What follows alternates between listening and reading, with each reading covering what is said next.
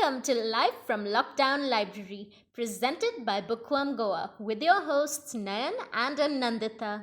This is a series of conversations with book and library people where they share their responses to the ongoing global crisis. We're talking social distancing from a community perspective, we're talking access to books and storytelling, but in quarantine.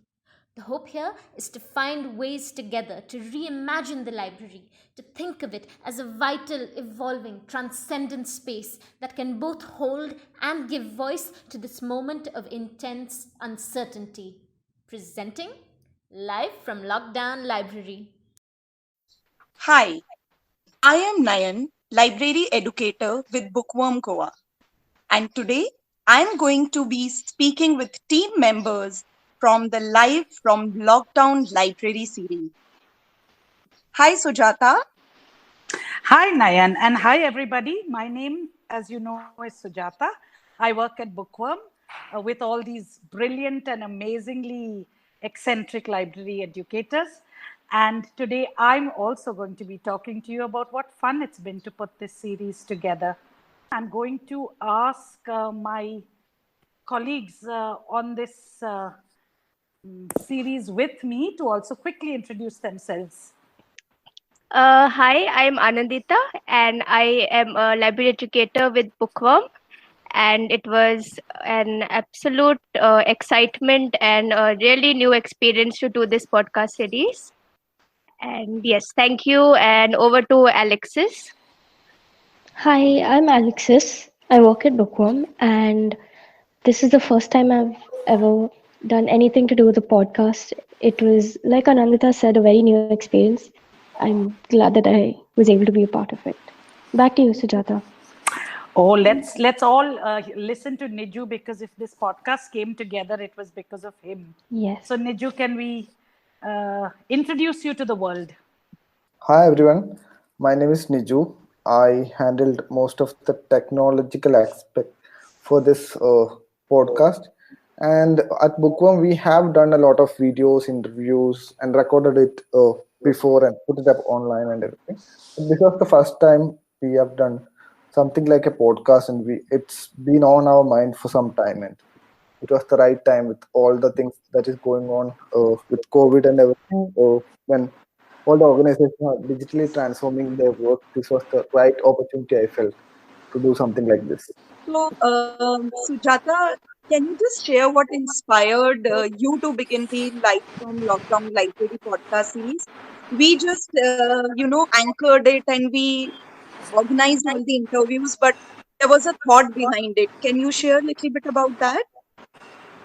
This is exactly why I like working with all of you. I do very little and I get all the credit. Thank you. I really think an idea is only as good as its delivery. So I'm delighted with what has happened. But the idea itself came, birthed in a way from me being a participant on a podcast that my friend Jennifer Thomas began in March with educators to understand how one is looking at the lockdown vis-a-vis education.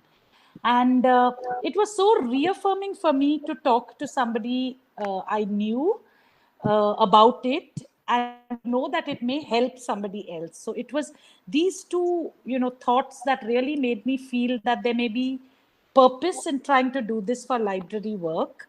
But I think most importantly, it was for me.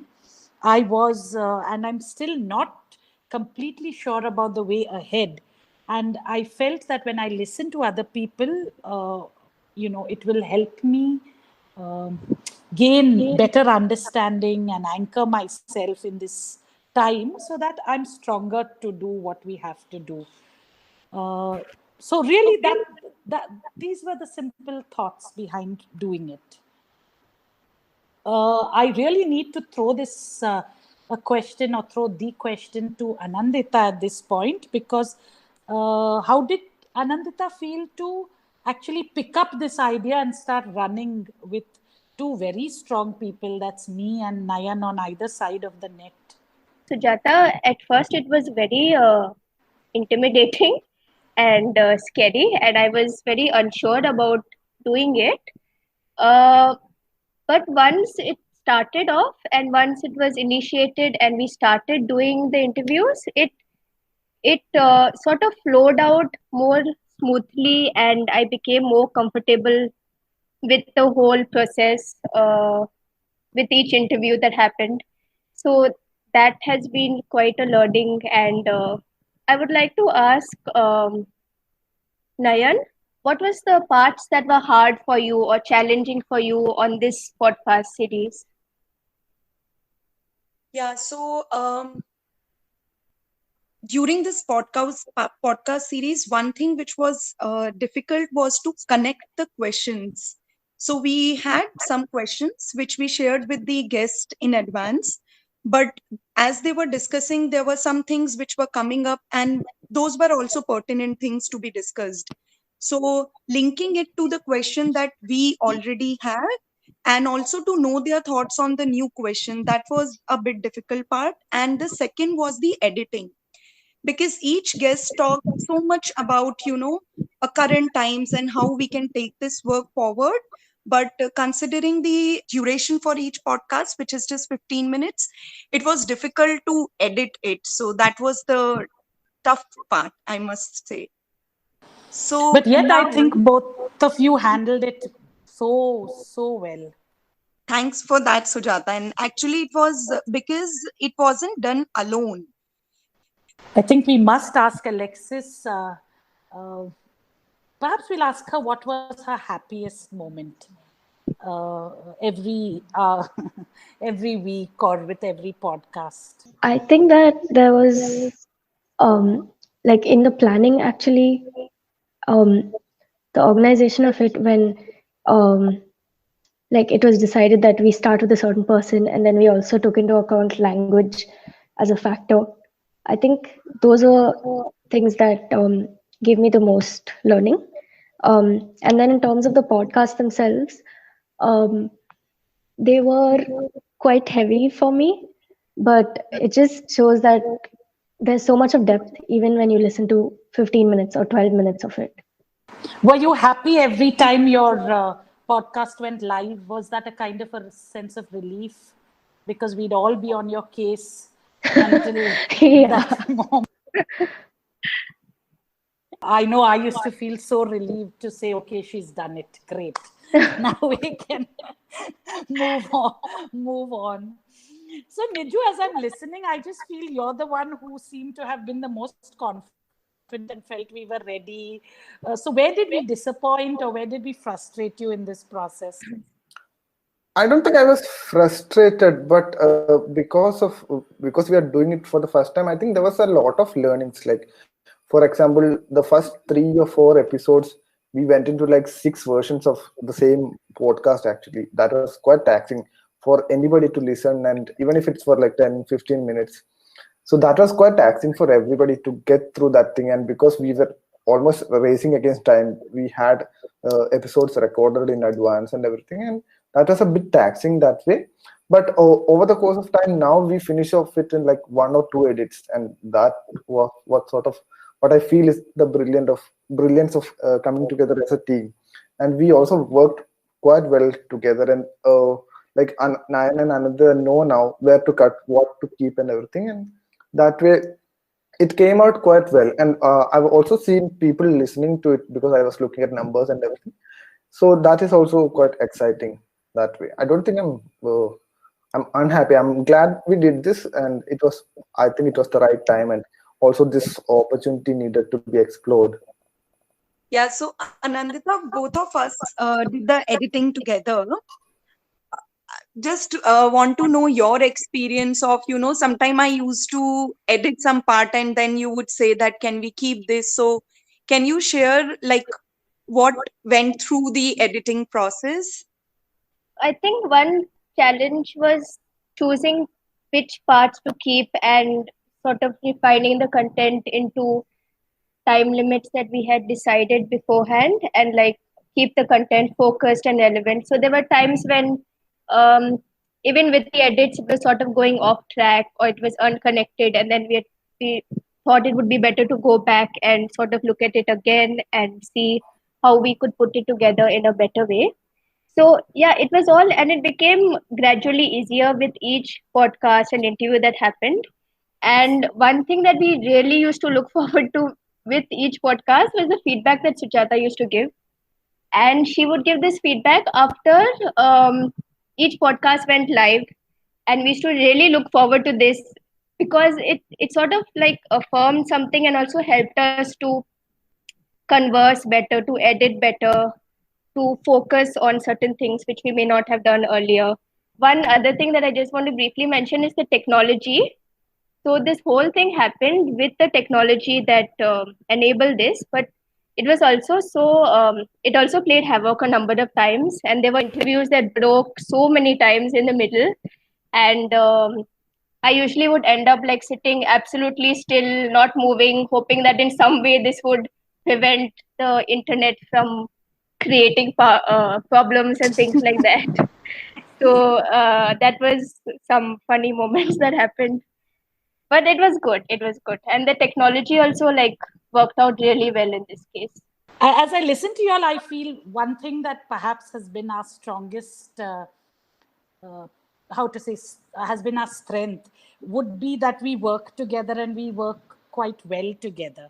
I think that's really come across. But the other point is also that of being able to listen and receive and act on feedback. This feedback loop in many places is not um, how to say received in the way that it is intended, but I think you'll receive also feedback so well at Bookworm, which is why the cycle I think continues uninterrupted. So yeah, in some ways I really think the success of accomplishing this podcast series is so much a because of everybody who's here today, but also it was only possible because of this community we reached out to. And I really and truly want to acknowledge friends of Bookworm, because it didn't take me time to think of whom we'd like to ask, but I think I'm still in that glow of graceful acceptance that the people I asked, each and every one of them responded positively in the shortest possible time, wholeheartedly saying yes. And that I think is perhaps Bookworm's biggest gift. That there is a community like this, such a diverse, rich, uh, precious community that will partner with us on a series of this kind. It took one email. And here we were, scheduling the interview. Didn't this surprise some of you on Yeah. this? Not just this, even being so cooperative with the demo calls, we did demo calls with them, and our internet used to broke quite a lot of times, and they were so calm and so supportive. And it actually happened that we had to reschedule the interview many times because there was some glitch with the network or with the platform that we were using. This whole series was so rich and so powerful and so important and critical because of each one's responses, the fact that they responded almost immediately and that they shared so many thoughts and different, and each interview was so different, and yet so important to hear each one's voice and perspectives and viewpoints on all these aspects of library. Yeah, I also really want to take this moment to shout out to Alia, who we think is a Bookworm team Yeah. member, even though she moved physically out of Goa some years back. Our ideas again are only as good as people who support us, and she gave us such an captivating uh, image and her voice that I'm really going to miss that. I might play it just for comfort in the weeks to come, because I used to love the chirpiness of her introduction and her closing. Yeah, so that was also just such a gift to us. I really liked the artwork that Alia made for it too. Like the way we could adapt it to, um, like in a slightly technical way, but the way we adapted it to all the different covers and the different sizes, what she did actually made it possible for us to be able to do that so easily. And even the name was initiated by Alia, right? Yeah, people got confused about it at first, but I Yes, think that the still word, generated some more interest. yeah, the word live actually. So for us, it was the idea that we are locked down, but we are alive. But I think on a streaming service, live means that it's actually current, no? And that Yeah. confused people. It even confused us and why they were confused. So that was that was a very interesting learning. uh, but we all know that this entire exercise wouldn't have again been as rich as it has been for us, if not for people who listen in and write and thank us. And isn't that also precious? I mean, we did hope, but when it actually happens, I really feel, oh my gosh, isn't this a blessing? How do y'all feel about the fact that so many people listened and wrote back in? People would reach you personally, and they would reach you not just to share their experience and appreciating the idea of doing it and taking it forward in their respective organization. So, and also some of the fellow library educators, they responded saying that it's keeping us grounded, it's keeping us, connected to our own vision, to our own work. And this podcast series has really provided many a library educator with some sort of, you know, not just answers, but some sort of clarity and some things to think about on our way forward. Yeah, it was also really encouraging to listen to all the responses that came in. Even people who are saying we're looking forward to the next podcast, or we've been listening to each and every podcast. So I think for us, the critical juncture of this podcast is going to come together in the webinar we are holding for all our alumni on the 4th of July, where these podcasts, all 13 of them, are going to become our texts to think and talk together. And for me, there's no richer testament to content than the fact that we can revisit it and learn from it and talk together about it. So it's been so exciting.